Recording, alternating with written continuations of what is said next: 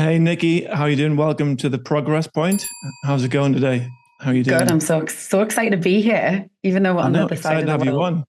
Yeah, it's great. You're in LA now, right? I am, yes. I can't wait for you to come back soon. Or maybe I'll come over there first. Well, I'll probably see you Christmas before that, hopefully. Exactly. Have you been the South Beverly Hills Grill today? I'm going today. I'm not even joking. That's like your daily activity. It is. New It's the York strip. office. New York, best New Exactly. York strip in LA. It's awesome. Love it. And frozen yogurt afterwards. So, Mm. well, thanks for coming on. Appreciate it. I know you're super busy, particularly at the minute. And I like to kick off the podcast with a little introduction. So I don't want to embarrass you, but I'll give you a nice, worthy introduction. So those of you who don't know me, this is Niyc Pidgeon, sort of a world-leading positive psychologist, business mentor, business leader. She's the CEO and founder of Unstoppable Success, and also the Positive Psychology Academy Coaching Certification Program. On top of that, she's also a award-winning author, which is your first book was Now was your chance, Now the is Your first Chance, one. sorry. And the second one, which is maybe the most important piece of work you've worked on, which I'd love to touch on later on, is One More Day. On top of that, you're obviously awesome person, good friend of mine, all around great person. So welcome. Great to have you on here. But so this is you now. So much stuff going on. I know you're super busy traveling, promoting the book tour. But I want to go back to because you grew up in Newcastle, right? Just down the road from me. Yeah. And obviously you weren't always the queen of happiness. You've been through a fair amount of stress and more than your fair share of challenges. So I want to just like go back before we go into like what you're doing now in the book. I just want to go back to you back in Newcastle. Who was little Nikki? And just give me a little description of what it was like growing up in Newcastle. And so I'm feeling my accent coming back. I know, right? When we get together, we talk faster and we get a stronger Exactly. accent, that's for Yeah. sure.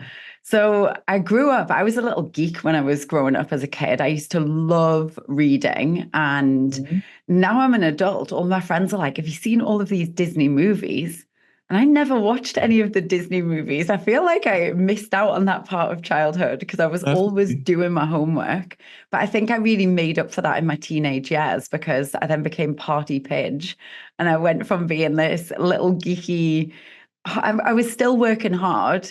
I still got amazing grades. I was still a prefect and all of Yeah. those things at school.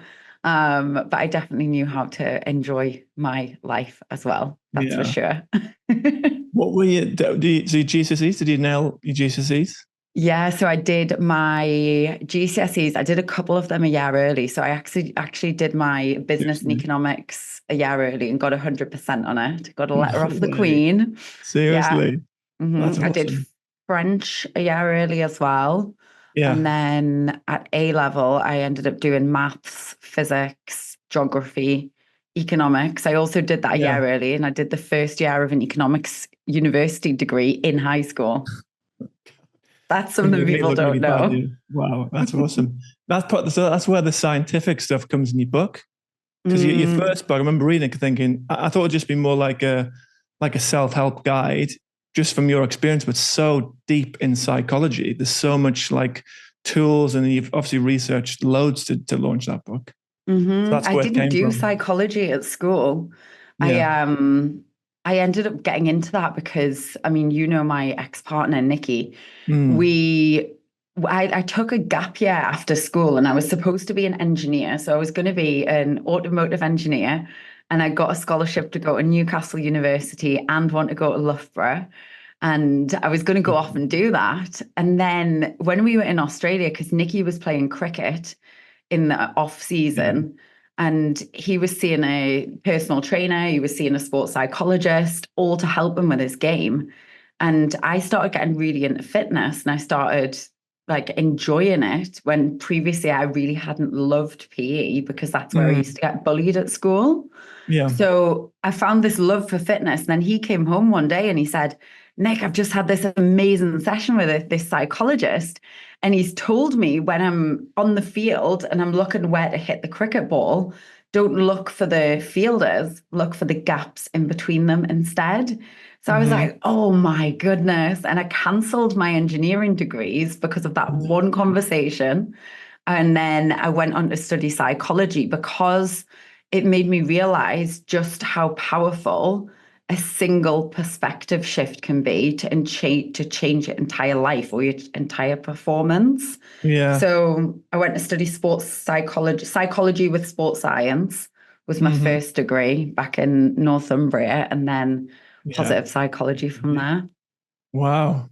So if you hadn't have gone to see that one psychologist, you would have been working for BMW now in Germany. Exactly. I would have been in the pit lane engineer at the Formula One instead of watching it. More likely. That's a fairly big change. And yeah, so what I sort of love about you is your natural, but it feels like now, because it's so grooved in, because you've done so much in the last years, but your confidence seems very natural. But it probably wasn't always like that. Like when you were like a kid, you said you got bullied a lot. Why were people bullying you? Just because you're like super positive, and what was I mean, I've got a name like Pigeon. Come on. So that's true. That's difficult. Yeah, that's a good place for a bully to start. And then I used to get bullied because I was a little geek as well. Seriously? So yeah, and girls used to fight. It wasn't just like getting picked on. I went to a school where they used to fight, and I got pulled out of my high school when I was like 11 or 12. Yeah. And I had a suicide attempt when I was really young because I was too scared to go into school. And my parents ended up taking me out. They wanted me to go to Ponteland, but I couldn't get into that school. There was a massive waiting list. Oh, really? So I was homeschooled for 6 months. And then my dad finally decided, he was like, right, we're going to remortgage the house so that we can pay for you to go to private school. So it's like these decisions, these pivotal moments. Like I didn't think that, like I didn't really understand it at the time, what remortgaging a house was, or like my parents had worked so hard for all of their life and they placed this bet on this little kid to say, we think she's going to do something good with her life. So we're going to take this chance with her. And it obviously paid off. He said it was the best and the worst thing that he'd ever done for me, because he said it was the worst because I was like the poorest people in the class. Like, like I went to I know, it was like, you always felt like you had to fight your way up, Nick. He said, but at the same time, you made the best out of that opportunity and you ran with it and you really did us proud. So I feel like that's a nice like domino effect to look back on, because him making that choice changed the entire trajectory of my life. Yeah, I had a very similar thing with when I went to the private school. My mum wanted me to go there, got that 100% scholarship. That changed everything for me. Like the whole when I was 11, the whole. Oh my God, I didn't know you got a scholarship. That's so cool. 100% scholarship, yeah. Wow. And the because it was my mum's dream. So when she was younger, she had a pretty horrible childhood. You'll relate to a lot of the stuff she went through. But she always had this dream of her kids going to private school. So she'd walk past this school when she was young, and they'd all wear these like green blazers, and they look really happy. So I think a bit weird at being like 5 or 6 or something. But she had this dream of us going to private school, but we couldn't afford to go. Wow. Because Durham school is quite expensive. Well, very expensive, particularly when you're not wealthy. But you get what you focus on. And she said to my dad, they have to go to private school, Tim and me. And my dad had no real means to do it, but he found this newspaper article I don't know what newspaper it was, but it was an assisted place from the Conservative government. And if you passed the exam, it wasn't just an exam, you had to get interviewed by the headmaster. And if he liked you get 100% scholarship. So it wasn't quite, it was like maybe like 97%. But there's still costs on top, like uniforms and stuff like that. But but that changed everything. I didn't actually want to go because I was at Belmont School. It's like a local comp. Loved football. That was my entire life. Obviously, private school, it's only rugby. You wear a blazer. I was like, they look ridiculous. I'm no chance. But my mum. I used to hate my uniform with the green tights. Yeah, it doesn't look good. Yeah, but that changed. There was actually an open day there And my mum was like, please come to this open day. And I was like, I'm not going. I don't like the school. And I was a bit chubby kid. And she went, listen, I'll buy you some chocolate if you come. I was like, okay, let's get the chocolate. Bought a big box of chocolate bar. And then I went there, I had to walk around the school. I was like, Mom, I've got to come here. Like, what do I need to do? So then I studied, like about 6 months, and then had the interview with the headmaster. She made me take my man of the match trophies in there. Felt so embarrassed. But the headmaster was like, oh, you play rugby? I was like, yeah. All he talked about was rugby, and then got the scholarship. My brother got the same thing. So yeah, like That's you, amazing. but we didn't have to pay for it. So obviously Big Phil was under a lot of stress. Yeah, I got a bursary. So I think I got like a third scholarship for it. And then Phil, Phil, I mean, remortgaging the house, like it's a big deal when you've worked so hard for something. Yeah. So I continued to work hard. Like I continued to like do my best academically. I ended up doing really well at school, going on to do really well at university as well. And I think that was really positive. Like I really got a strong work ethic from my dad. I think later in life, it's something that I've repatterned because I would always push myself so hard to the point of burnout. And I also had this thing where when I was growing up, I was always rewarded for doing things. So I was rewarded for getting the good grades, or I was rewarded for like doing some sort of performance, like best in class or prefect or whatever it is. Yeah. So I really had to relearn that you are good even if you don't do. So in my adult life, it was like letting go of this need for validation from external sources and understanding that we can get that from within. Yeah. And probably when you have kids, you'll be very conscious of that. Making sure they like feel love no matter what. Yeah, I think something I definitely want to do when that time comes. Yeah, and it's different having had your own conscious awakening and knowing what you know now. Like hindsight's a great thing. Like I know all parents do their best all of the time. Yeah. And I feel like I'm excited to have kids because of my psychology background and because of all of the personal development work. I'm excited for it. The network's I know, right? Okay. Yeah, it's going to be great. And then so I'm just going back to, yes, it sounds like you had like a really tough time when you were like a kid. So you were like literally didn't want to go to school, crying, like just, it was that bad. The bullying was that bad. Yeah, so I took all of the medicine in my mum's medicine cabinet and then told her because I got really sick. So she called my dad to come home from work and I went into hospital for a few days and then was homeschooled. And I went to Church High, was the school that I ended up getting into. Yeah. And I loved that because it was just such a big shift. It was like a pattern interrupt from the way that I was usually growing up. And it felt really exciting to have this almost like a second chance. Yeah. Yeah, it sounds good.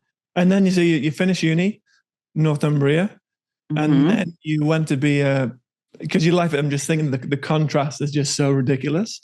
Now, looking back now, so then you were a personal trainer in Newcastle College, right? And you were lecturing there. Is that right? Yeah, so that's a great fact, you know that. Yes. So when I got back from that Australia trip, I'd loved having a personal trainer so much that I thought maybe when I go and do this degree, I can also train as a personal trainer. So I was doing my psychology with sport undergrad and also working 40 hours a week. I managed a gym first of all, so I got my personal trainer, managed a gym, then went to Newcastle College, and I used to work in the gym as a trainer. I used to also be like a instructor or an assessor. So when people wanted to be personal trainers, I would train them to do that. And then I would also lecture on psychology and sports psychology in the college and the university. And honestly, doing lectures to 16-year-old boys, so scary. That is tough. That was one of our toughest audiences. And it was great. They used to call me behind my back, apparently, because one of the other lecturers told me this, Dr. Good and Sexy. I was mortified. So I used to Okay. have to go into class to teach, knowing that they all had this name for me. It could be worse. I know, right? That's But not good. that was definitely, that kind of got me to grips more with speaking and teaching. And it Hmm. felt really challenging because I was overthinking it. So Yeah. every night before I would go in to teach a lecture, I would have my lesson plan and be thinking, what if I don't do a good enough job? What if the students don't get enough out of it? So there was a lot of self-doubt that was coming up at that time. And I'd also moved from doing my undergrad degree to doing a master's, and at the same time done a teaching and lecturing qualification as well. So there was Hmm. a lot going on at that time, but I was really being guided and being aligned to work more with positive psychology rather Hmm. than with psychology as usual. Yeah. So I was really interested in performance. I was really interested in how we can become better. So I'd seen like a notice board, like I'm showing my age now. It wasn't even like a digital whiteboard on it. It was a notice board with a pin, and it had a poster on there. And it Hmm. said, after hours lecture next Tuesday, come and learn about the science of gratitude and positive psychology. So I Hmm. went to that after hours lecture, and I was just sat there. I was like, oh my God, this is the thing that I'm going to do for the rest of my life. And I And that was literally one. knew it. Yeah, that was it. That was the moment. Like, there's been so many defining moments where my intuition has just said, yes, do that. So I ended up doing my thesis for my undergrad about gratitude. And then I went on to study my master's in positive psychology. So Wow. it's been a little adventure with Yeah. various twists and turns, but I've really loved it. But you still love the old school, getting the board out, writing down your Mhm. goals. You still like to Yeah, do that, don't you? But I've you got do it them. every I've year, got or them was it every stuck on my quarter? wall. Well, I Yeah. do them both. So I'll do the big initiatives and the big goals every year, and then every quarter I'll do the quarterly rocks. Have you read Uh, the book Traction? yeah. Is that with this? You've got OKRs, and then you've got the other one, which is this one, Yeah, which is so doing. these are the rocks. What's it? I do Yeah. both. I look at both and I integrate that with I positive think the one you're talking about is psychology. much simpler. Is it what's it called though? The whole methodology is called. That's called Traction. So Yeah, and they've but then there's like an underpinning of it. There's like a methodology behind. I can't remember what it's called now, but it's how yeah, it's similar to OKRs. But yeah, that's a good one to do. because it just keeps you on track, doesn't it? And Yeah, I think that 3 months is a really good time frame to work with for goals, because if yeah, you're trying to do something over a year, like I have the big initiatives and how I want to show up and what the vision and the mission is, but so much can change. And if I look at what I thought I would be doing at the start of this year compared with what I'm doing now, there's so much new stuff that's come in. yeah. And the so when did you see this positive psychology like lecture? How old were you? So that was in 2009. So what are we now? 2024, that's 15 years ago. I'm 37, so 15 years ago. Wow. I was 22. Yeah. That's So crazy. that's You're so young yeah. at that age to know That's it. decide what you Yeah. want to do. So once you decide what you do, there's a big gap between your life now. So if I'll give you like a little insight to your life, 'cause I saw you last year. Thanks for showing me around. We had a good time. But you live in like a penthouse place in Beverly Hills. You drive an Aston Martin. You got a full. It's four. I think it's 4 bed. You got a massive terrace with like green lawn. You know what I Yeah, mean? good memory. You've got you fly all over the world.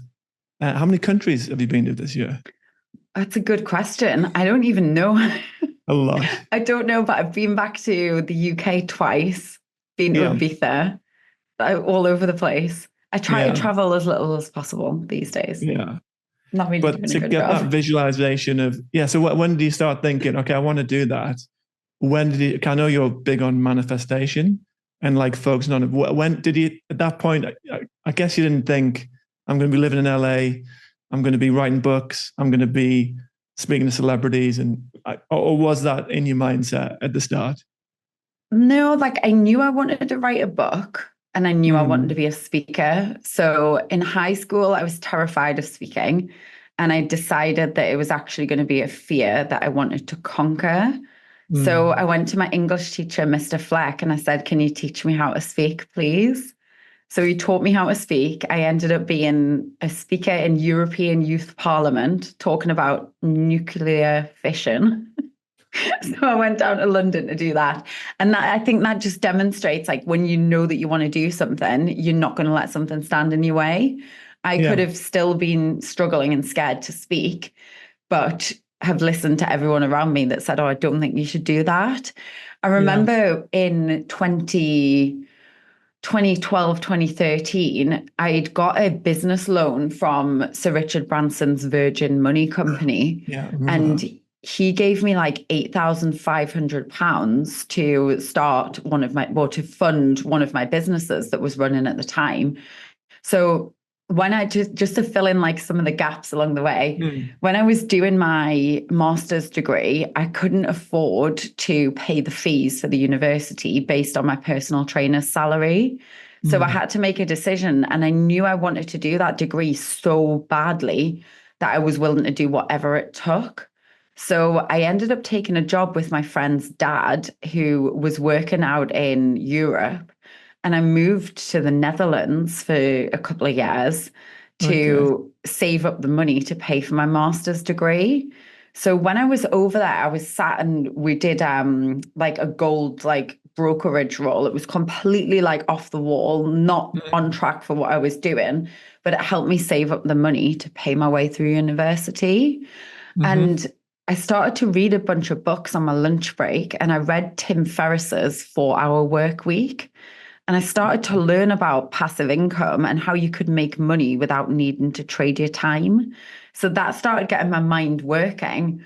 And I thought, what if I can have an online business that just makes me money while I'm doing my university degrees? So I set up a supplements company where I still take the product today. I've got it in the freezer. It's a really, really good product that they make in America. And I was getting it shipped to the UK, and I was the distributor for the UK, but I didn't actually hold the stock at the time. It was drop shipped. So I remember the first time that was back in the day. Shipping was like, I know, like I'd researched and learned about this thing, set up this terrible website. I can remember it right now. And I made my first sale for £37. I was like, oh my God, I've made money and I didn't have to do anything. So that felt like it was really exciting. So I was doing all of these things and kind of testing stuff out. And then with that business, I wanted to try and grow it. So Virgin had given me the loan, and then I'd gone to do some speaking for them. So I've had a really long relationship. I still do speaking for them now.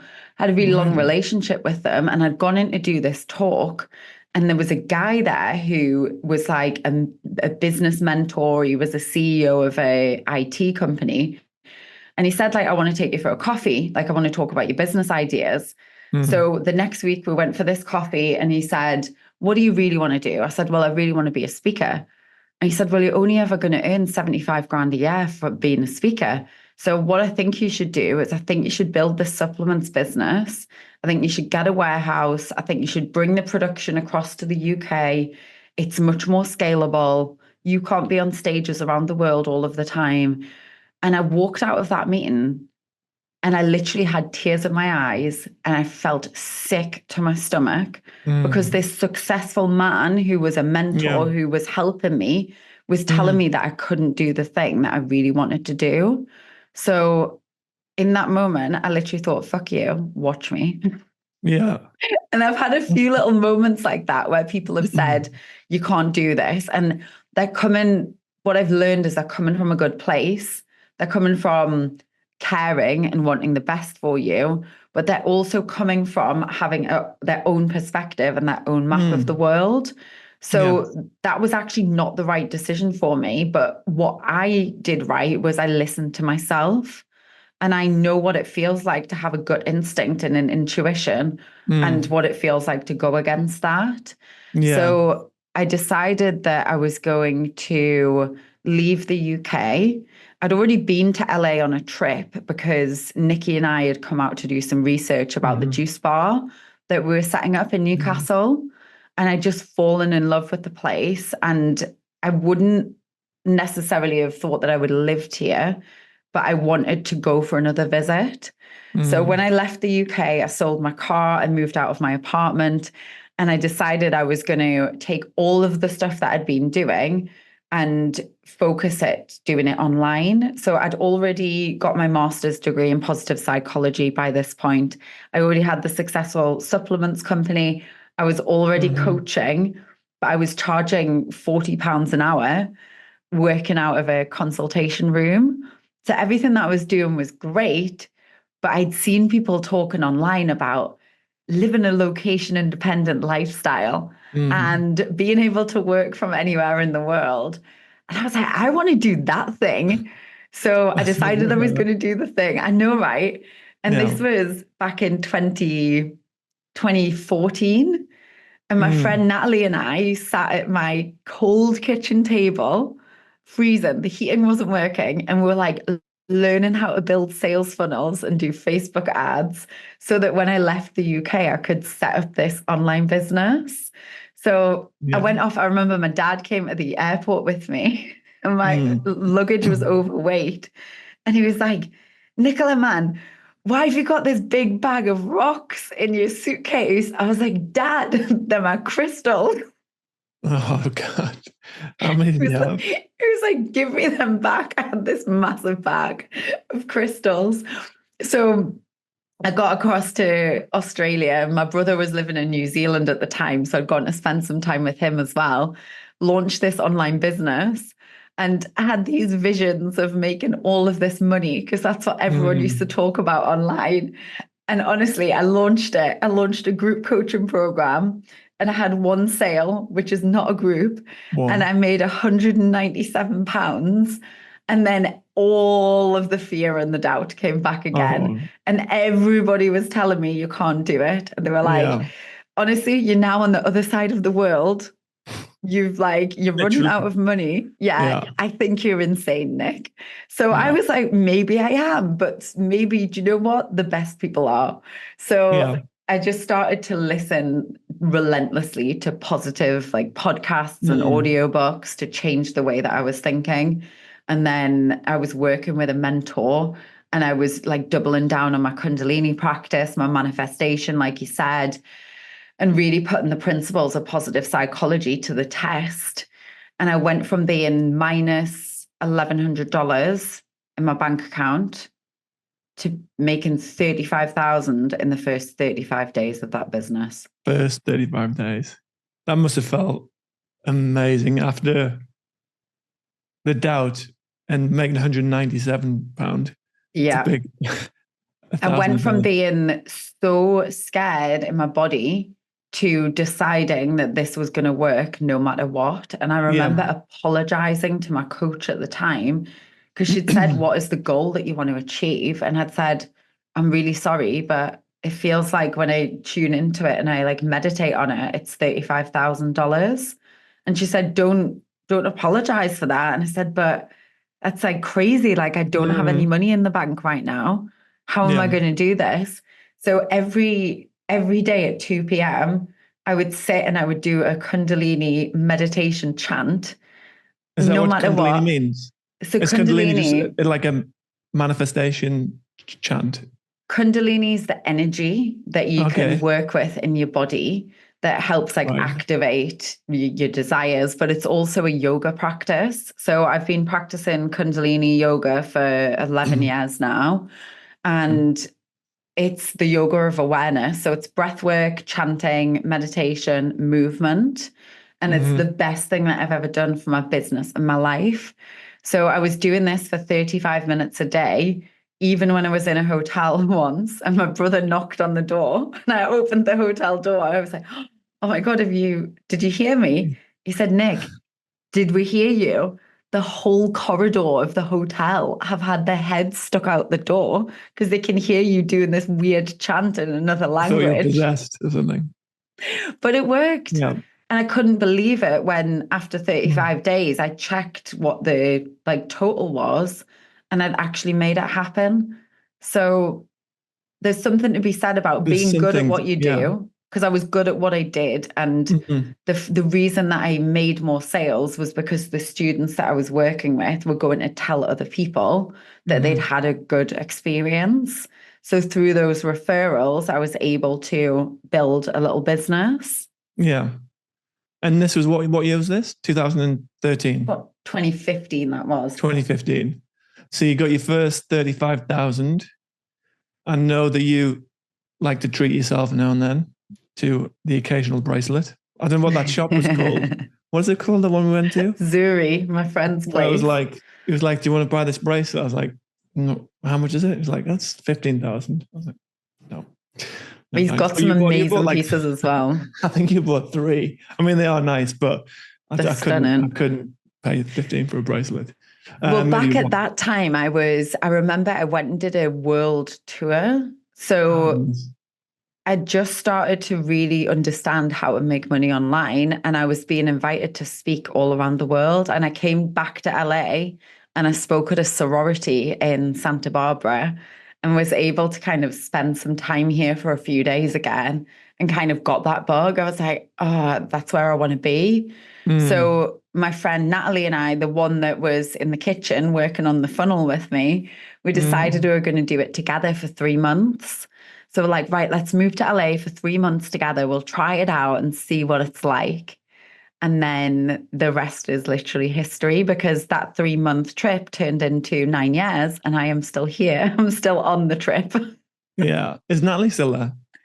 Yes, she's in Austin now. So she stayed in LA. Then she went to like France and New York and San Francisco and then back to LA and then in Austin. Yeah. Crazy, isn't it? Yeah. I mean, I've only been to LA once. It was Beverly Hills. It was beautiful. Is that the only time you've been? It's the only time I've been, yeah. Oh my goodness. It was great though. I could imagine living there, but what do you love about it so much? I mean, I know the lifestyle is pretty special. The weather's awesome, but what makes it special? I just love how healthy it is. So it's the easiest place that I've ever lived to feel the best that you can feel. I love that it's got hikes. I love that it's got gyms everywhere. I love that you can run outside. The food's really good quality. I can do all of my biohacking things here. I just love it. Like, I know that it's my soul home and it's where I'm supposed to be. Yeah. So like, I just really feel aligned with living here. And I tried to leave. Like, I tried to move to South Africa when I met my fiance, and I kept having this call to kind of come back. We've got a really good community here as well, like really, really good conscious community, so many amazing friends. So it feels like there's nowhere else in the world that I would rather be. Not Dubai? I love Dubai. That would be my second choice, because Dubai as well is... I know, right? There's a full-scale campaign. And I did live in Dubai for 5 weeks, and it was the closest place to LA. I mean, Dubai's really clean and a lot safer than LA.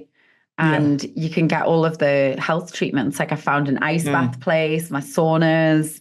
So I feel like if I wasn't here, then I'd be there. Yeah. And so what do you... So when I lived in Germany for a long time, like 10 years, the home comfort I missed was like a fried breakfast, like a proper English, with black pudding, sausages. And when I lived in Germany, it was like nowhere did it properly. And I went to a friend's house and said, I'm going to cook you a traditional breakfast. I was thinking English breakfast. I was like, yes. And I went to his house and he just gave me like a bowl of hot water. And there's this like white sausage thing just bobbing on top. And that was it. But that's like a Bavarian breakfast. It was so disappointing. But what's the home comforts that you miss? I really miss a Sunday lunch, for sure. Yeah. Sunday lunch, yeah. And whenever anyone comes over to the UK, to LA from the UK, they bring me Cadbury's chocolate, Galaxy chocolate, deodorants. I know it's like a really weird one, but there's like British deodorants are better than American. And chewing gum. Yeah. And Percy Pigs from Marks and Spencer. Oh, they're good. They are good. I also had I one of thought- my students at the last LA retreat. She bought me Bisto gravy. She bought me crisps, like, the squares crisps. Yeah. Like I had Love it. all of this stuff. I was like, this is amazing. And I'm going to This be is the life. huge. And I thought you were going to say pot noodle and garlic bread because I heard. Oh my God, that's right. Me and Rachel McDermott used to do that. We used to get in from, how do you know about that? We used to get in from our nights out. We used to go to Julie's too on a Sunday when we were 16. Was it R&B? R&B night. I'd love to see the outfits back then. We thought we were so mature because we're only 16 and you have to be 18 to get into nightclubs. So we'd wear these like knee-length skirts and we'd be like so mature. But then we'd go out, and after we'd been out there, or would go to Stereo or Tiger or Chris's dad's place, Buffalo Joe's. Oh God, yeah, wow. And then we'd go back to mine or go back to Rachel's and would make a chicken Kiev, a pot noodle and a garlic bread. It's just disgusting. Dip it in, nice, very nice. And at 2 a.m. Yeah, I do the same thing. Sometimes when I wake up hungover. Actually, in Dubai, I think it's similar to LA in that so many people here are healthy. So I've drank the least. I'm trying to be healthy, so I've drank the least in the last 4 months than I've ever drank in my life. Amazing. Yeah, which is good. I feel better. Yeah, I feel much better. Bit boring, but definitely better. And so you wrote your book in 2017. Yeah. That was the first one. I mean, I imagine, because it is a lot of detail. So I read half. I'll read the other half this year. Helped me a lot. I took some good stuff out of it. But what's the process of writing a book? I'll go into your other book later on, but is it a real nightmare to get? It just seems stressful. I mean, I loved it. Yeah. I loved the writing of it. I think the end-to-end process, you have to have a lot of grace within, because there's so many people involved. There's so many different timelines, deadlines. And I think the first one, I was just so excited that I was writing a book, because I'd entered the Hay House Writers Workshop in the UK and I wanted to win a book deal. And I was so convinced that I was going to win it that when I moved to Australia, I entered the Writers Workshop in Australia as well. I was like, I'm going to win this competition if it's in one country or the other. So I won that in 2015, got the book deal, wrote the book, and then went through the editing process. And my writing is quite academic. I'm not as academic as I used to be, because I've learned how to speak conversationally, but I still love poring over the journal articles and finding out what the research is. So you kind of do a first draft and it changes 10 times over from what that first draft looks like. So I feel like a lot of authors get attached to their manuscript and they're like, this is it, it's final, it's done. And it's actually not done until it's finished right at the end. So I think you've got to be very open to changing and shifting in that process. And because positive psychology is a science, both of my books are fully referenced. And people, now that I've written books, I know what goes into it. And people who are doing their first one, they'll come to me and they'll be like, oh my God, Nick, I can't believe you've done 2 of these. This is crazy. And it's just things like there's a chapter in the new book that I really love, and it talks about how there's new research into hope that actually turns an old, very, very famous experiment on its head. So it teaches that we used to believe in learned helplessness. So that was essentially when bad things happen, it makes us helpless and it makes us think that we're out of control and we don't have agency over our lives, and then more bad things are going to happen. But they redid the research recently. So it was originally in the 60s, I think, 1964. And that's off the top of my head, so it could be wrong. But they redid the research.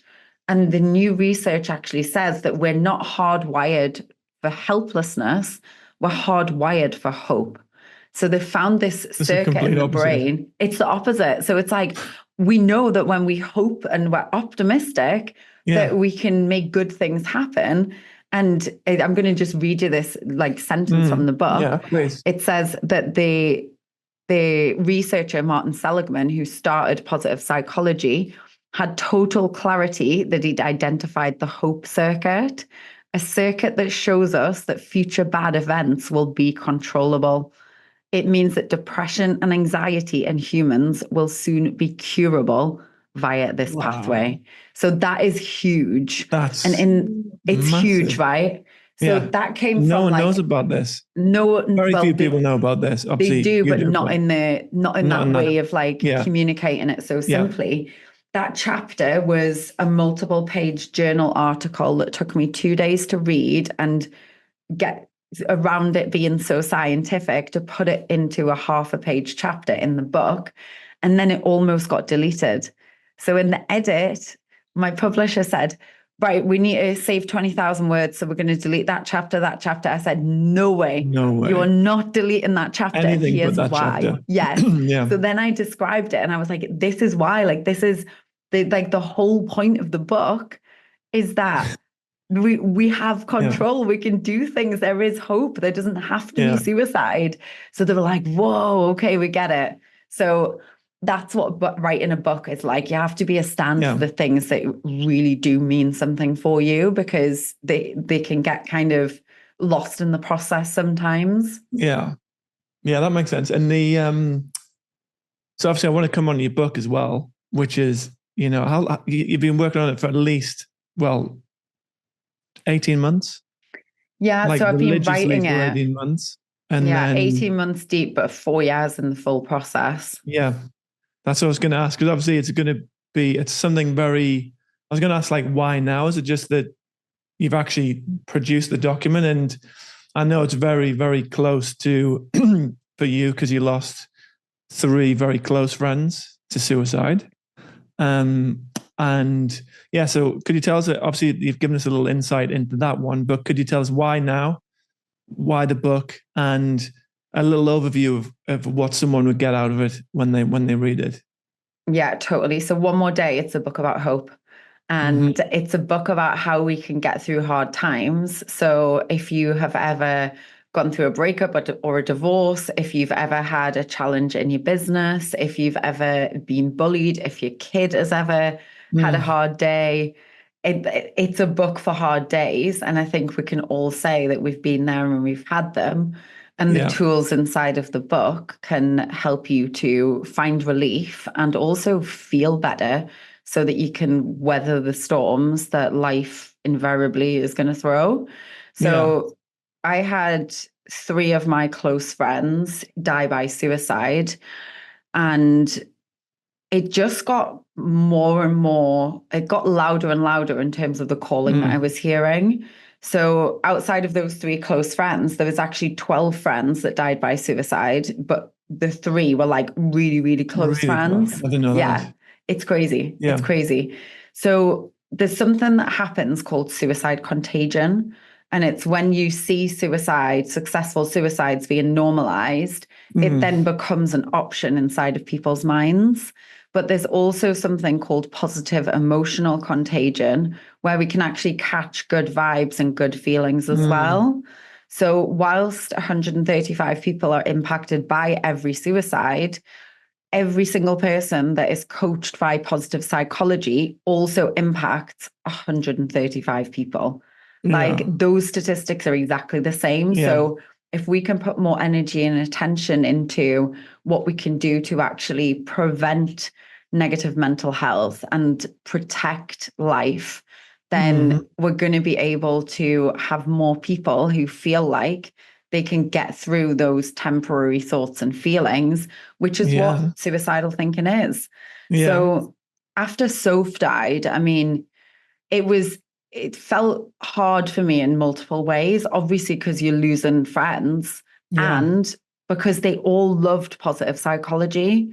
So it felt like I had this huge conflict and contradiction where I was doing this work in the world and helping so many people, but I couldn't save the lives of my best friends.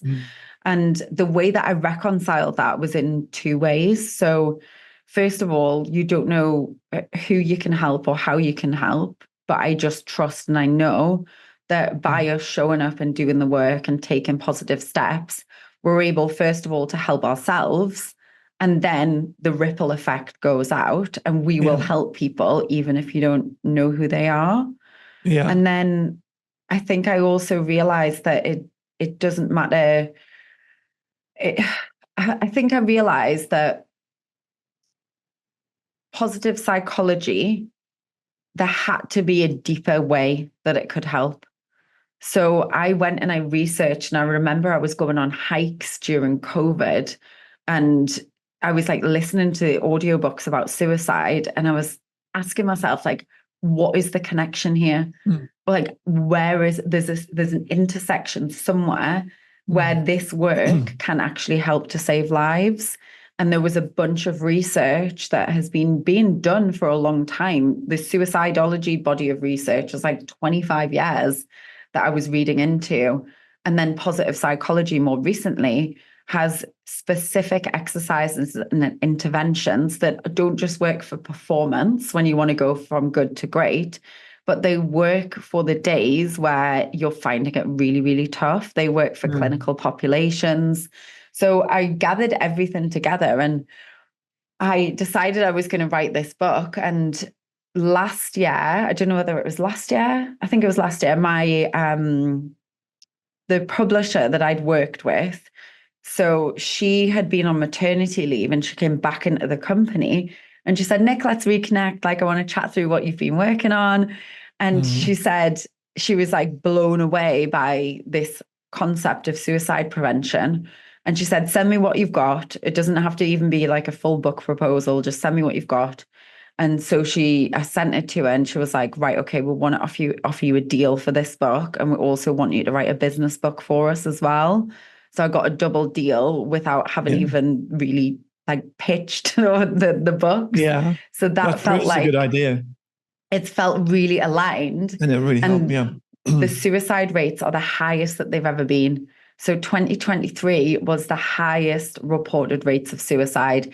It is terrifying how much it's increased in kids and young people. And it's also the most preventable cause of death. So I think when you know that, it's like, right, what are we going to do about it? And the number one protective factor is social connection and having a sense of belonging. So I feel like it's a call for us to look after ourselves better more of the time, but then also be willing to be in it together with each other and just know that there's no shame around being on a mental health journey. And we get to make this an adventure and change the way that we live in this lifetime. Yeah. Yeah, it's amazing. I can't wait to read the whole thing. And I know that you've always had a real sensitivity, I think, since this all happened, because also the timing of it, because Sophie was like this beautiful girl, funny, and all of her life she dreamed of being famous. Suddenly she gets like on Love Island and she gets all this fame and recognition.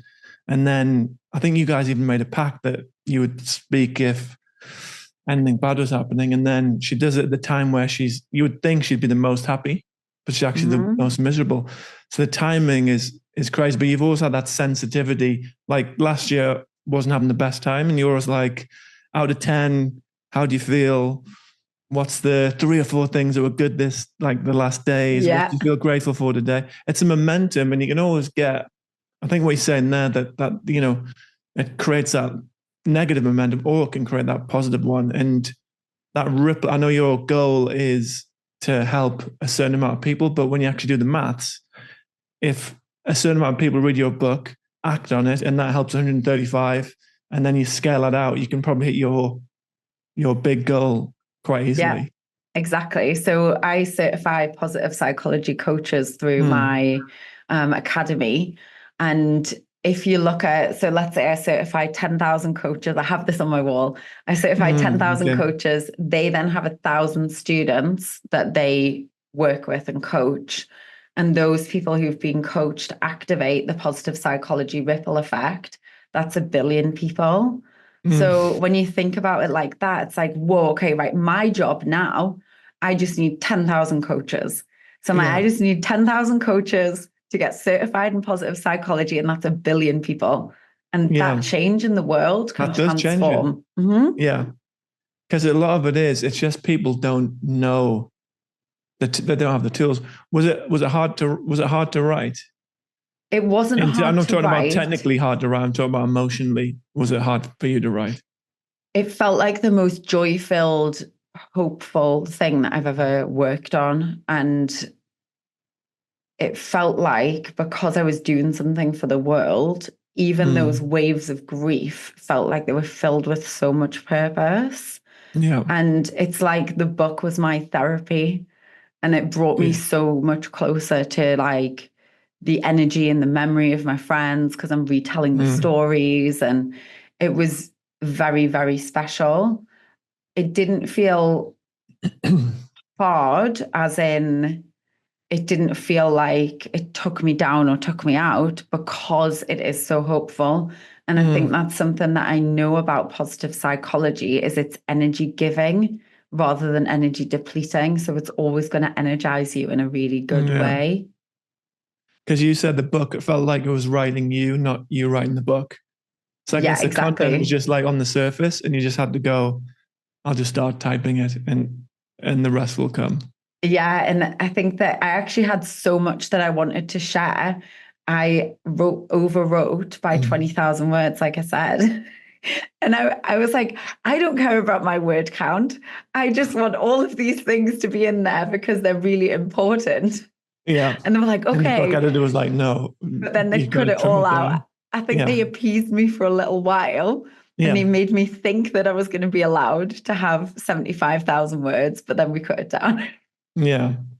But I think it's interesting because it sort of goes back to your scale, your ability to scale companies. I know you advise a lot of companies and people, entrepreneurs, on how to scale, but your mindset around the impact of this book, it's about scale. It's like 10,000 coaches, they have this impact. It's basically like it's like the business model that you learned when you were reading the 4-Hour Work Week, or all the stuff you learned about business.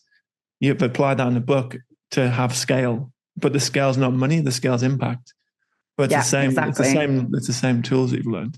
And it's the goal is always impact. The money just helps you sustain the message. Yeah. Like everything that I've done, even with the first book, that was partnered with United Nations Women to end violence against women. So I had a project, like ambassador thing with them. And then this one I've partnered with the Samaritans. So they read the book, and I feel really proud of it, because I know that I've done a really good job, and I know that it's in alignment with ethics. I know that they've read it, they've approved it. I also partnered with AFSP, which is the American Foundation for Suicide Prevention. And really? Yeah, like I'm speaking to 4,000 people with them on Saturday this week. And just the relationships that have come through this book, and seeing how much people are a stand for life, and looking at what makes life really worth living, like seeing Justin Timberlake support the message for suicide prevention, and Papa Roach, and like all of these big celebrities that are starting to talk out about mental health, because guess what? It's real life. So for me, like seeing everyone talk about it, it's like, yes, because I've been working in this field for almost 20 years now, being the weirdo that is like the youngest person doing the master's degree, talking about this thing that nobody wanted to talk about at that time. So I just think it's like a revolution for our minds and for our well-being, that we get to feel better more of the time. Yeah. And I think I love the way that I was listening to one of your podcasts, your 100th episode, and you're just so open about I think you're just taking down any stigma where people feel like they're weak, or they don't feel they can express themselves because they're going through shit in their lives. Whereas you're just like, I tried to take my life when I was 11 years old. I've had these traumas. I love the way that you're just taking away that stigma, because it makes people not only the content, but just getting people to talk is going to help.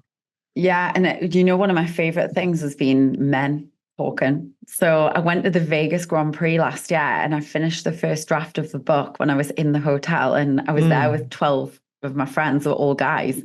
And they're like, Nick, where are you? Come on, like we're going to qualify and hurry up. And I was like, I'm not hurrying. I'm doing the draft of my book. So then I sent it away. I went to see them. Like we had a tequila, got in the taxis and went to the race. And they were like, so what's this book about anyway? And I said, oh, it's suicide prevention. And some of the initial reactions are like, oh God, she is a weirdo. But honestly, by the end of that night, everyone was opening up and they were sharing like, I used to feel like that, or my friend's kid is feeling like that. So I just feel like by us like owning what's real and not being scared to share, we help everyone give themselves permission to actually take the steps that they need or get the help that they need. Yeah, definitely.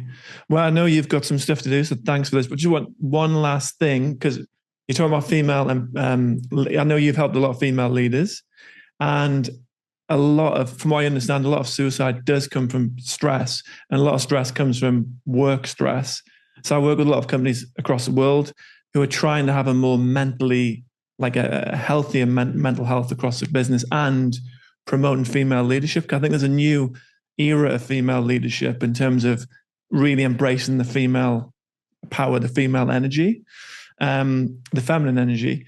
But have you got any advice for, just general advice for companies trying to promote well-being, like practical tips and anything on them to women really to embrace the feminine energy on how they can lead and how companies can maybe embrace that as well? Yeah. And I feel like I have a skewed like existence in this space because so much of my work has been with women, to the point that when I lived in Dubai a couple of years ago for that 5 weeks, I remember I'd been on a bit of a tour speaking, and I'd said to my friend Spencer in Dubai, I said, like I haven't really seen a man for like the last 60 days. He's like, what do you mean? I'm like, well, seriously, like I've been on all of these stages and most of my audiences are 95% women. So I had a dinner with my friend. I was like, whoa, it's the first time I've actually spent time with a dude.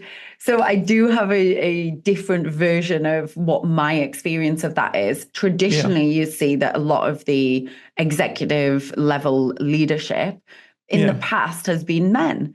And I had a conversation with one of my friends the other night, who's a guy and he's very, very successful. He said now he will only partner in his businesses with women.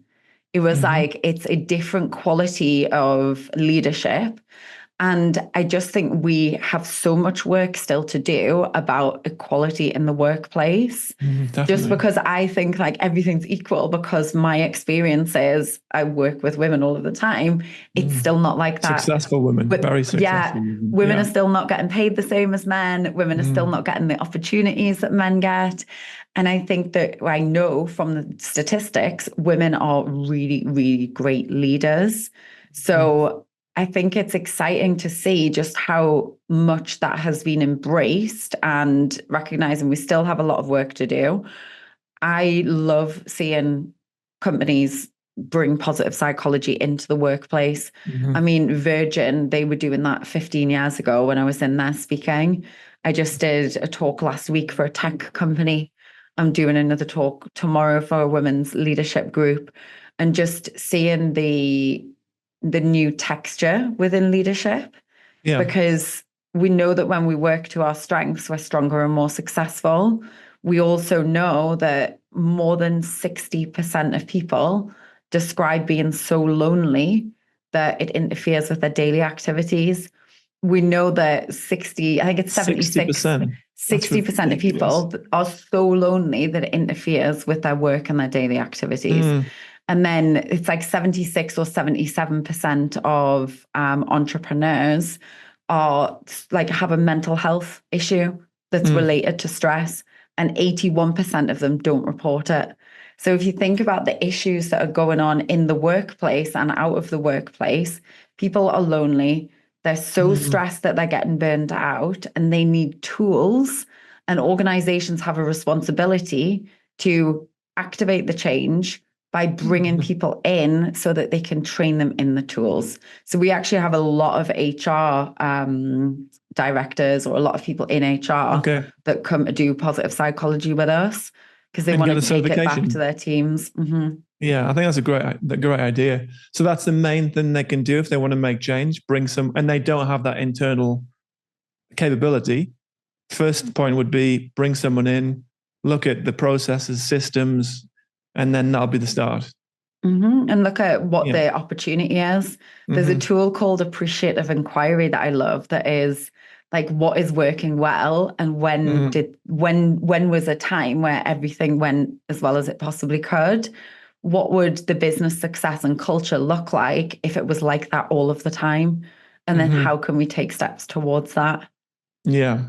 Yeah, it's I feel like we can do another episode of the show definitely. Where we just talk about really that. Appreciate your time. I'm and very proud of you with your book. Oh, thank you. And all this stuff in general. And I know it's on audiobook as well with my dodgy Geordie accent.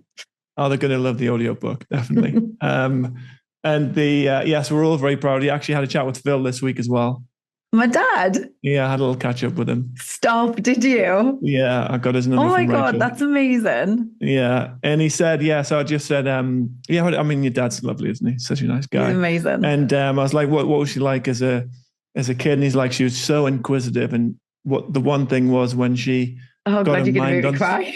What you got your mind on something, you always gun for it. You were always inquisitive and challenging. Why does that happen? Why does that happen? And he said, I'm so proud of you. He said the only thing he wishes is that he could spend more time with you. That's God. Because he said, because he said when you come to Newcastle, you've got like me and all your mates and everyone wants to see you, check in. And then, you just don't have that much time to spend with everyone. So he just said, I wish I could spend a bit more time with her. That's so amazing. Thank you for reaching out to him. Yeah, but he's very proud of you. He's such a nice dude. Well, we might be able to get him to Dubai one day if we can't get him to definitely. LA. But don't walk him too much, because last time he turned into like a... I took him up a flight of stairs. I'm like, come on, Dad, you need to do some steps. And he was furious with me. He's still not happy. He's still not happy. So yeah, well, Nick, really appreciate your time. I know it's getting a little late there, so let's catch up soon. Come to Dubai, and if not, we'll see you at Christmas. Thank you for having me on the show. Thank you very much.